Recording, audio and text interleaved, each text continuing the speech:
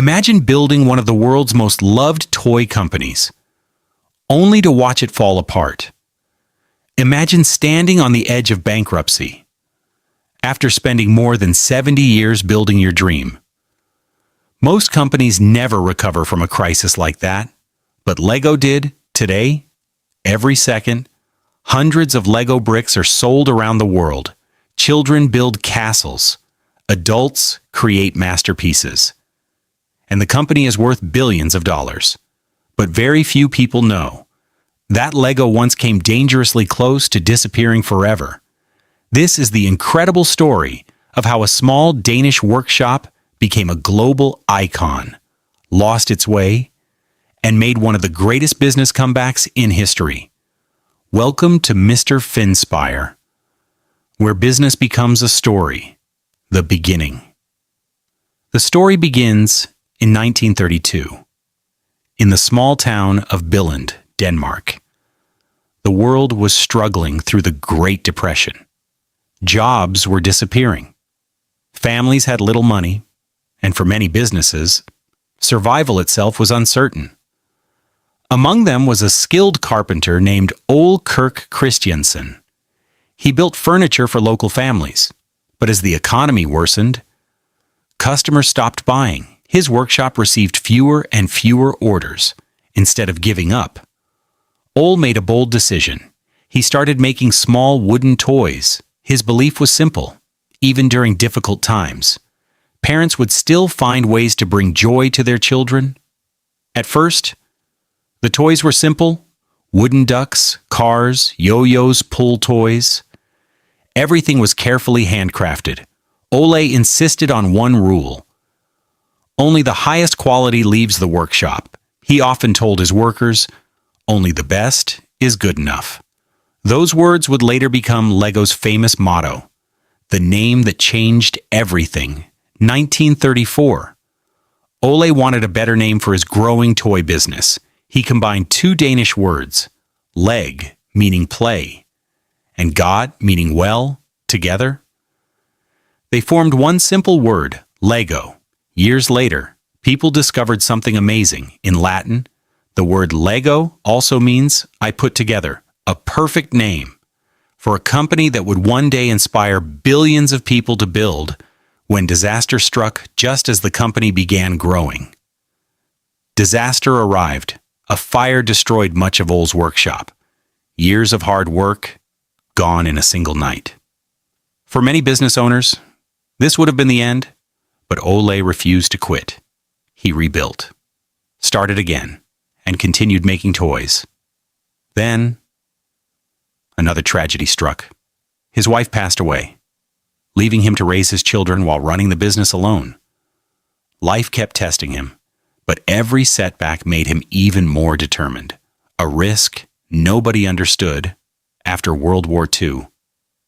A strange new material appeared: plastic. Most toy manufacturers ignored it. They believed wooden toys were better. Customers wouldn't accept plastic. But Ole saw something different. He believed plastic could create toys unlike anything the world had seen.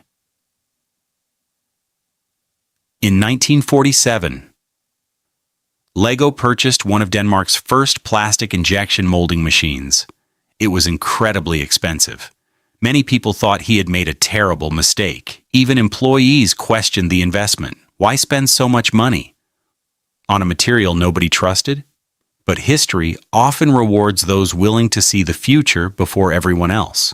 The brick that changed the world. A few years later, Lego introduced a simple plastic brick. It looked ordinary, but it had one revolutionary feature. The bricks could lock together securely. Children could take them apart, and build something completely different. There were no fixed rules, only imagination. In 1958, Lego patented the interlocking brick design. That same basic design still works with modern Lego bricks today.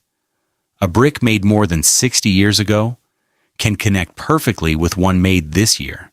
Very few products in history have remained compatible across generations. It was one of the smartest product decisions ever made, growing beyond Denmark. As word spread, Lego expanded into Europe, then North America. Children loved the freedom to create anything they imagined. Parents appreciated the quality. Schools discovered Lego could help develop creativity, problem solving, and engineering skills. The company wasn't simply selling toys anymore. It was selling imagination. Sales increased year after year. Factories expanded. New employees joined. The little woodworking shop from Billund was becoming an international brand. A family legacy after Ole's passing, his son, Godfred Kirk Christiansen, took over the company. He shared his father's obsession with quality, but he also had an even bigger vision. Instead of making dozens of different toys, he wanted Lego to focus on one complete system. Every new set, every new brick, every new idea would work together. This became known as the Lego system of play. It was brilliant. Every new purchase made older sets more valuable. Families kept coming back. Collection after collection, year after year, it became one of the strongest business models in the toy industry. The golden years, by the 1980s and early 1990s.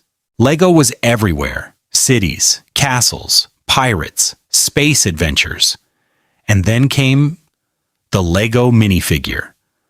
Those tiny smiling characters gave every creation a personality. Children didn't just build structures anymore, they built stories. Lego became one of the world's most loved toy brands. Everything seemed perfect. But hidden beneath the success, a dangerous problem was quietly growing when success became the biggest problem. By the late 1990s, Lego was one of the most famous toy companies in the world, but inside the company, things were beginning to fall apart. Instead of focusing on its classic building bricks, Lego started doing everything. It launched clothing, video games, books, theme parks, jewelry, television projects, hundreds of new toy sets, thousands of unique Lego pieces. The company believed more products meant more success. Instead, it created confusion. Production costs exploded. Warehouses filled with unsold inventory. Design teams created thousands of new brick types, many of which were used only once. The simple business that made Lego successful had become incredibly complicated. Then another challenge appeared. Video games. Children around the world were spending more time in front of screens, PlayStation, Nintendo, Xbox. Parents wondered if traditional toys were becoming outdated. Lego's sales started falling.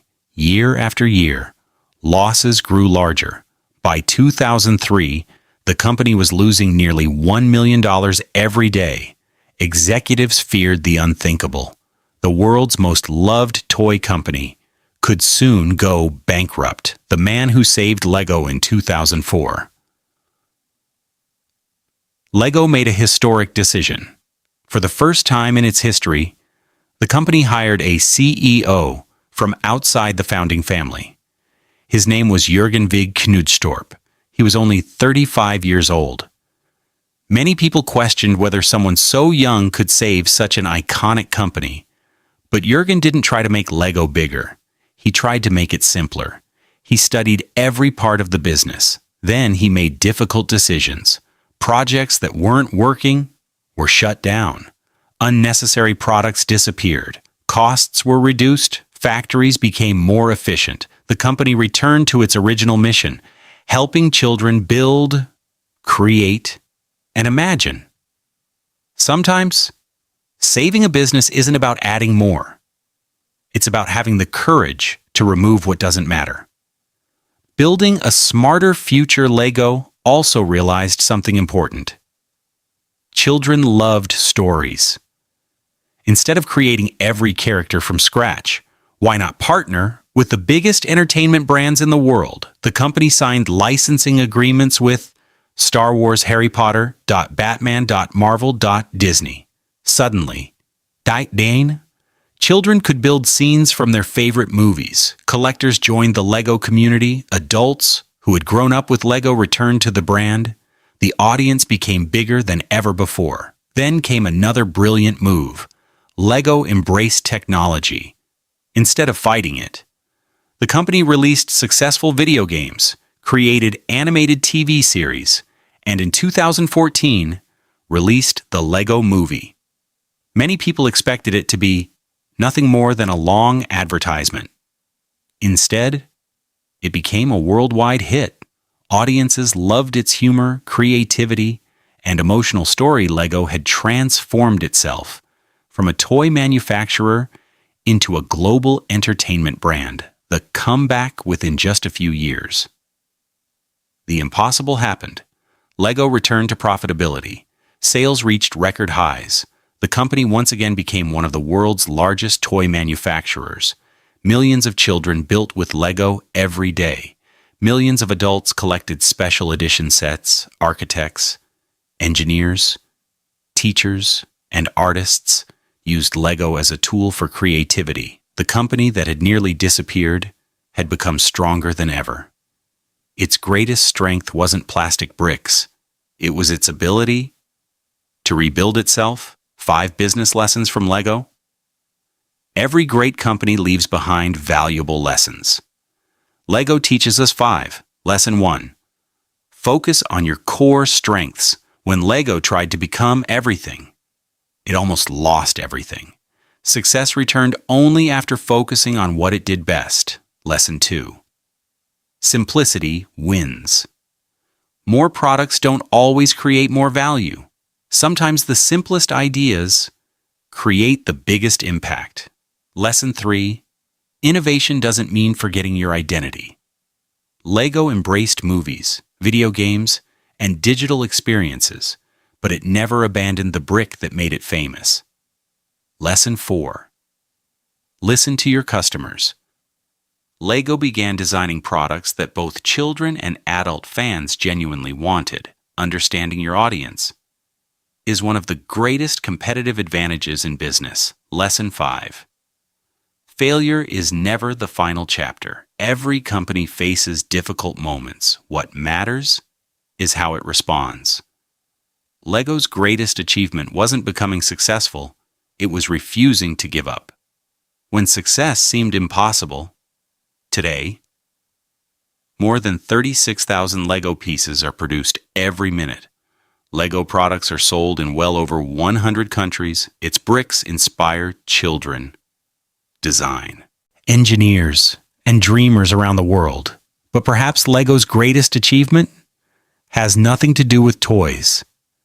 It proved that even after losing your way, you can rebuild one small step, one smart decision, one brick at a time, because the strongest foundations aren't built in moments of success. They're built during moments when giving up seems easier. The next time you see a Lego brick, remember, you're not just looking at a toy. You're looking at one of the greatest business comeback stories ever told, because behind every great company is one decision that changed everything.